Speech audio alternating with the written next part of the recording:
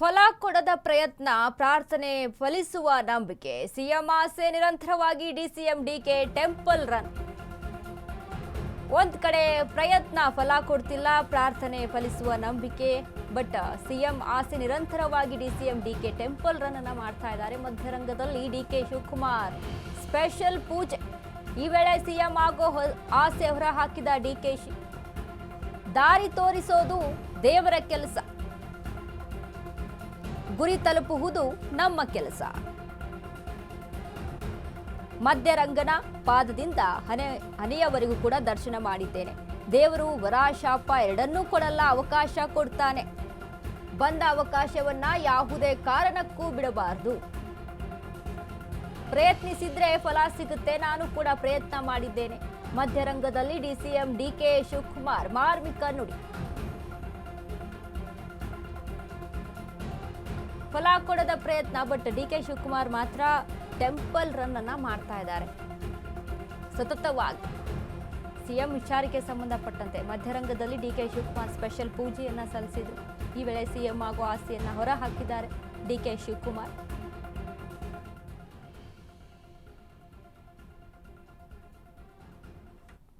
ಮೌಢ್ಯ ಮೊದಲಿಂದ ಕೂಡ ಈ ಜಿಲ್ಲೆಗೆ ಯಾರು ಭೇಟಿ ಕೊಟ್ಟರೆ ರಾಜಕಾರಣದಲ್ಲಿ ಅಧಿಕಾರ ಕಳ್ಕೊಳ್ತಾರೆ ಅನ್ನೋದೊಂದು ಮಾತಿತ್ತು. ಅದೆಲ್ಲ ಮೌಢ್ಯ.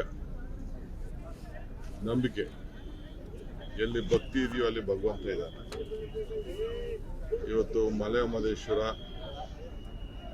ಈ ಮಧ್ಯರಂಗ, ಸಿದ್ದಪ್ಪಾಜಿ, ಬಿಳಿರಂಗೇನು ಕೆಟ್ಟ, ಗೋಪಾಲ ಸ್ವಾಮಿ, ಇವೆಲ್ಲ ಈ ಪುಣ್ಯಕ್ಷೇತ್ರಗಳು, ಆಮೇಲೆ ಚಾಮುಂಡೇಶ್ವರ,